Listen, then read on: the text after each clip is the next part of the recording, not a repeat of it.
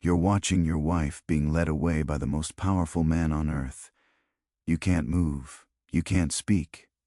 Around you, 50 other senators sit frozen, their wine cups trembling in their hands. Some are praying she'll return. Music, you're praying she won't say anything that gets you both killed. 20 minutes pass like 20 years. When he finally brings her back, he doesn't just return her to your side. Music, he sits down, he pours himself wine, and then in front of everyone you know, he begins to describe in graphic, music, clinical detail exactly what just happened in that room. Your colleagues are staring at their plates, your wife is staring at nothing, and you have to music smile. You have to nod. You have to thank him because the alternative is watching your children die. This wasn't madness. This was a machine, a system designed with surgical precision, music to destroy the human soul. And the man who built it learned everything he knew by watching his music entire family get murdered by the previous emperor. His name was Caligula. And what he did to Rome is so disturbing, so systematically music evil that 2,000 years later, we're still trying to understand music, how one human being could architect this level of psychological warfare. If you believe that the documented records of history's most terrifying figures must be remembered, consider liking this video and subscribing. Your support unears more accounts from the darkest music corners of the human story. Now, back to the man who turned cruelty into an art form. Stay with me because what you're about to hear gets worse, much worse. And the most terrifying part isn't what he did, it's that the system he built outlived him. Before I show you the 5 acts of Caligula's terror machine, you need to understand something crucial. He wasn't born evil, he was manufactured. Music in the process started when he was 7 years old. Picture this. The year is 14A. A little boy, maybe 6 or 7, is running through a Roman military camp. He's wearing a miniature legionnaire uniform, complete with tiny armor and little red boots. The soldiers, battle-hardened men who've conquered half the known world, are laughing, music picking him up, tossing him in the air. They call him Caligula, Little Boots. He's the son of Germanicus, Rome's greatest general since Julius Caesar himself. The soldiers worship his father and they adore this kid. He's their mascot, their good luck charm. Everywhere as goes, little Caligula follows. Music, and the men genuinely believe this child brings them victory. This boy is growing up thinking he's music invincible, loved, protected by the most powerful army on earth. He has no idea what's coming. 1 year later, his father dies. The official story, sudden illness. The whispered story, poison, ordered by someone close to the emperor. Maybe the emperor himself. Caligula 8 years old when the machine starts music destroying his family. His mother dragged from their home, accused of treason against the emperor. His oldest brother arrested, imprisoned, starved until he tried to eat the stuffing from his mattress. His second brother, exiled to an island where guards' music tortured him until he smashed his own head against the walls to end it. One by one they're erased, and young Caligula watches it all happen. By the time he's 19, he's the last one left, the sole survivor of his entire bloodline. And then comes the summons. Emperor Tiberius wants to see him. Capri, a beautiful island off the coast of Italy. Tiberius has turned it into his personal fortress. Far from Rome, far from the Senate, far from anyone who might object to what he does there. The ancient historians, music, we're talking Suetonius, Tacitus, people writing within living memory of these events, they describe Capri as a house of horrors. Tiberius has become paranoid, depraved, surrounding himself with astrologers and yes-men, inventing new cruelties because he's bored. And into this environment walks teenage Caligula. He knows Tiberius murdered his family. Everyone knows it, but he can't show it, can't even hint at it. One wrong look, one moment of grief, one flash of music anger, and he's dead. So he doesn't just survive, he excels. Suetonius writes something chilling. There never was a better servant or a worse master. Caligula learns to bury everything human inside him. He watches, he studies. He becomes exactly what Tiberius wants: obedient, entertaining, harmless. For 6 years, he plays this role perfectly. And then in 37 AD, Tiberius dies. Some say natural causes, others say Caligula smothered him with a pillow. Either way, the 19-year-old hostage is now the most powerful music person on earth. Rome celebrates. They think they're getting the son of beloved Germanicus. Music, they have no idea. They've just crowned a man who spent 6 years learning how to break human beings from the greatest monster in Roman music history. And for 7 months, everything seems perfect. Then he gets sick, and the person who wakes up is not the same person who went to sleep. What happened during those fevered days, we'll never know. But when Caligula recovered, something inside him had shattered, and Rome was about to learn what he'd been hiding. What I'm about to describe isn't random violence. It's not the acts of a madman. Caligula built a system. 5 distinct music acts of psychological warfare, each one designed to destroy a different part of the human spirit, and the truly terrifying part is how methodical it was. Let me show you the blueprint. Act 1 of the machine, the sister goddess. Caligula had 3 sisters, but one, Drusilla, was different. Ancient music sources say their relationship crossed lines that even Rome found disturbing. Whether the rumors of incest were true or propaganda, what matters is that everyone believed it. And Caligula didn't just allow the rumors, he encouraged them. Then Drusilla died. What happened next reveals the core of Caligula's system, taking his personal pain and forcing an entire empire to experience it. He doesn't just mourn, he weaponizes mourning. First, he has the Senate declare Drusilla a goddess, not metaphorically, officially. There are now temples to his music-dead sister where Romans are required to worship. Then he declares a period of mourning, and here's where it becomes monstrous. It is now a capital music crime to laugh. It is now a capital crime to bathe. It is now a capital crime to have dinner with your music family. Read that again. For weeks, maybe months. If you're caught smiling, you can be executed. Imagine living like that. Your child tells a joke at breakfast. Do you laugh? Do you discipline them for being a child? Every moment of joy becomes a potential death sentence. He's making Rome feel his pain, music whether they want to or not. He's learning he can legislate emotion, criminalize happiness, make his inner world everyone's reality. And once he realizes he can control how people feel, he starts experimenting with what else he can take from them. Act 2 of the machine, the Imperial brothel. This next part is so disturbing that historians still debate whether it actually happened or was later propaganda. But here's what the ancient sources claim. Caligula establishes music a brothel inside the imperial palace, not for himself, for the public as a business. And it's not staffed by common prostitutes. Music, it's staffed by the sons and daughters of Rome's noble families, the aristocracy, music, the senators, the people who rule provinces and command legions. He has heralds go into the streets to announce the music prices, different rates for married women versus unmarried, special rates for virgins from senatorial families. And here's the detail that makes it so music-specifically cruel. He allegedly kept ledgers, detailed records, names, music dates, transactions, the bureaucratic accounting of human degradation. Think about what this does psychologically. If you're a Roman nobleman, your entire identity is built on family honor. Your lineage goes back centuries. Music, your name means something. And now your daughter is being advertised in the streets like livestock, and there's a ledger with her name in it. And you can do absolutely nothing about it because the alternative is execution. He's not just taking their bodies, he's taking the one thing Roman aristocracy valued more, music, than life itself. Their reputation, their legacy, their name. But he's still not done because he realizes something. Public humiliation is powerful, but there's something even more devastating. Private humiliation with public witnesses. Act 3 of the machine, the banquet of predation. Picture this scene again because now you understand the context. You're at an imperial banquet. You're sitting with your wife. Around you are 50, maybe 100 other senators with their wives. Everyone's drinking wine that tastes like fear. Caligula stands. Everyone goes silent. He walks slowly between the tables, looking at the women. His eyes are clinical, music evaluative. He's choosing. He stops at your table. He looks at your wife. He inspects her the way you'd inspect a horse you're thinking of buying, checking her teeth, her hair, the shape of her body. He doesn't ask permission, doesn't even acknowledge you exist.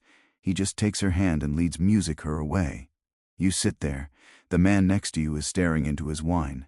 Everyone is pretending this isn't happening because everyone knows if you stand up, if you object, if you show any emotion at all, you won't leave this room alive, and neither will she, and neither will your children. So you sit, you drink, You wait. 20 minutes, 30. The conversation around you is forced, brittle. Someone makes a joke and it dies in the air. Finally, he brings her back. She sits down. She won't look at you. And then he sits down too. He doesn't leave. He stays.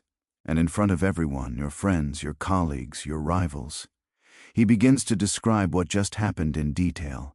Clinical, graphic detail. He's rating her performance, comparing her to other senators' wives, making jokes. And you have music to smile. You have to laugh at his jokes. You have to nod like this is all perfectly normal, perfectly fine. He's not just violating your wife, he's destroying you. Everything that makes you a man in Roman society, your ability to protect your family, your authority, your dignity. He's taking it in front of everyone who matters. Music, and tomorrow you have to come back. You have to smile at these same people. You have to pretend it never happened while everyone knows exactly what happened. This is the genius of the machine. He's not just destroying individuals. He's destroying the social fabric itself, making everyone complicit, making everyone a witness to everyone else's degradation. But we're only at Act 3. And what comes next is so much worse that modern psychologists have studied it, music, as a case study in systematic psychological torture. Because Caligula realizes there's one bond even stronger than marriage, the bond between parent and child. This is Act 4 of the machine, the grieving father. This next part is almost unwatchable. If you need to take a music break, I understand. Caligula begins executing people not for treason, not for crimes, just because he's bored or annoyed, or because he wants to see what happens. And he develops a new protocol. If he's executing someone's son, the music father has to watch, not from a distance up close front row. But here's what elevates it from simple cruelty to systematic torture. The historian Suetonius' music records a specific incident that reveals the true horror. Her father watches his son executed. Caligula then immediately has this man brew teat to the Imperial palace for dinner. That night the body is still warm. The father is sitting at Caligula's table, and Caligula watches him, just watches, studying his face like he's conducting music, an experiment. He's checking to see if the father will cry, if he'll show grief, any sign music of pain, because if he does, if he shows any emotion at all, Caligula will know he hasn't broken him completely, that there's still something human left to destroy. So the father sits there eating food he can't taste, making conversation he can't hear, while his son's body cools in some alley, and the man who ordered it killed music is analyzing his facial expressions for entertainment. He's not just taking your child, he's taking your right to grieve. He's turning the deepest human bond, parent and music child, into a source of terror instead of comfort. Because now music, if you love someone, that love becomes a weapon against you. The more you care, the more vulnerable you are. The more he can hurt you. He's making love itself dangerous. And here's what nobody expected. The machine had a fatal flaw, because while Caligula was busy destroying senators and noblemen, people who were trained to accept humiliation, who understood music politics, who could rationalize their suffering as the price of survival, he made one crucial mistake. He aimed his casual everyday cruelty at the wrong type of person, a soldier. Final act of the machine, the wrong man. His name was Cassius Music Carrier, senior officer in the Taurian Guard, the Emperor's personal bodyguards. These are the elite, the men who stand inches from Caligula every single day, armed, trained, lethal. Carrier had one physical music characteristic that Caligula found endlessly amusing, a high-pitched voice. And Caligula, true to form, couldn't let it go. Every day, new jokes, new music mockery, and here's the specific detail that shows how casual his cruelty had become. When it was Kyrie's turn to ask for the daily password, a military protocol, something done in front of all the other guards, Caligula would assign him passwords like Venus or Pepus. Deliberately effeminate or sexual words that would make the other soldiers smirk day after day, week after week. For Caligula, it was throwaway humor barely worth remembering. For Chaerea, every joke was a drop of poison. See, Caligula had made a calculation error. Senators could be humiliated because they wanted to live. They had children, estates, legacies worth protecting. They could rationalize survival. But Carrier was a soldier, a man trained for violence, a man who stood next to the emperor every single day with a sword on his hip. And Caligula had just taught him that life under this emperor wasn't worth living, because Caligula had become so confident in his system, so certain that fear would always win, that he forgot the most basic rule of predators: never corner something that music can kill you. What happened next took less than 60 seconds. But it would change the course of Roman history. And the aftermath reveals something even more disturbing than anything Caligula did while he was alive. January 24th, 41 AD. Caligula is attending the theater. He's in a good mood. He's been organizing games, performances. In a few hours there's going to music be a play. Around midday he decides to leave through a narrow underground corridor, a passageway that connects the theater to the palace. It's dimly lit, claustrophobic, with rough stone walls on both sides. The conspirators are waiting. Chia steps forward as Caligula approaches. This is normal. Guards always check in with the emperor. He asks for the day's password, and Caligula, completely unaware, totally secure in his invincibility, gives one final sneering, mocking response. Is the last thing he ever says. Carrier screams, "Music, take this," and drives his sword up under Caligula's ribs. Caligula stumbles, tries to run, but there's nowhere to go. The corridor is too narrow. There are conspirators at both ends. They swarm him. 30 stab wounds according to the sources. 30 times the blade goes in. They don't stop until there's music, nothing left that could possibly be alive. 4 years of accumulated rage, humiliation, and terror, released in 60 seconds of frenzied violence. The monster is dead. Music, and that's when it gets worse. The conspirators don't stop with Caligula. They find his wife, Caesonia. She knows what's happened. Music, she can hear the screaming. She's begging, pleading, trying to reason with armed men who've just killed an emperor. They stab her to death. Then they find the nursery. Caligula's daughter, Julia Drusilla, is 2 years old, maybe 3. The sources disagree. A soldier picks her up, and while she's crying for her mother, he swings her head first into a marble wall. They have to make sure there's no heir, no one who could grow up and seek vengeance. So they kill a toddler. This is what happens when the machine Brea. It doesn't just stop, it devours everything connected to it. For a few hours, maybe a whole afternoon, it seems like Rome might actually change. The Senate music gathers. They start debating. Some want to restore the Republic, get rid of emperors entirely, go back to the old ways.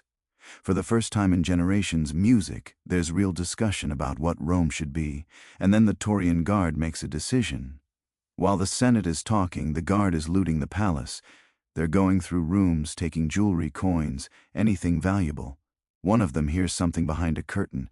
He pulls it back and finds a man hiding there, trembling, middle-aged, with a stutter and a limp. Claudius, music Caligula's uncle, the family embarrassment. Everyone thought he was harmless, probably brain damage from childhood illness. The guard looks at him and he doesn't see a harmless fool. He sees a new emperor. The Taurians carry Claudius on their shoulders to their camp. Music Hey proclaim him emperor. And while the Senate is still debating the future of the Republic, the army has already decided. The system survived. Here's what haunts me about this story. Caligula ruled for less than 4 years. 4 years. In the scope of Roman history, that's nothing, a blip, a footnote. And yet, 2,000 years later, we're still talking about him. Why? Because Caligula proved something terrifying about power. He showed that the entire machinery of a state, music, its laws, its military, its economy, its bureaucracy, can be turned into instruments of personal psychological warfare. He didn't work outside the system. He made the system his weapon. The ledgers in the Imperial brothel, that's bureaucracy doing its job. The forced mourning for Drusilla, that's law enforcement doing its job. The banquets where he violated senators' wives, that's Imperial hospitality doing its job. Every atrocity he committed was technically legal because he was the law, and when he died, the system didn't die with him. It just found music a new operator. That's the real horror. Not that one man was a monster, but that the machine he built kept running without him. Look at what came after. Nero burning Rome and blaming Christians. Domitian executing people for looking at him wrong. Commodus forcing senators to watch him fight as a gladiator in the arena. Elagabalus doing things so disturbing I literally cannot describe them on this platform. The blueprint remained. Music the machine kept evolving because Caligula revealed a truth about power that Rome could never unlearn. When one person controls everything, the military, the law, the economy, the culture, there's no mechanism to stop them, no checks, no balances, nothing but waiting for them to die or be killed, and even then, the system just finds someone new. Sunius wrote that Caligula was the best of servants and the worst of masters. He learned tyranny by pretending to be the perfect subject. He studied under Tiberius, watched how a monster operates, learned every technique, every psychological tool, and then he perfected it. That's the warning, the real lesson. The greatest threats don't announce themselves. They learn, they adapt, they wear the mask of loyalty until they don't need it anymore. There's one more thing. After Claudius became emperor, he had most of Caligula's records destroyed. The ledgers, the correspondence, the documents burned. The official histories we have are written by men like Suonius and Tacitus, writing decades later, working from memories and rumors and surviving fragments. Which means what I just told you, the 5 acts, the systematic terror, the machine, that's just what survived the purge. Imagine what we lost. Imagine what was so disturbing that even in an empire that crucified thousands and fed people to lions, they decided it needed to be erased from history. Caligula ruled for 3 years, 9 months, and 8 days. In that time, he built a machine that showed every future thank you. Rant exactly how to break human beings systematically, psychologically, completely. And the blueprint never disappeared. It's still out there. Which leaves us with one final question.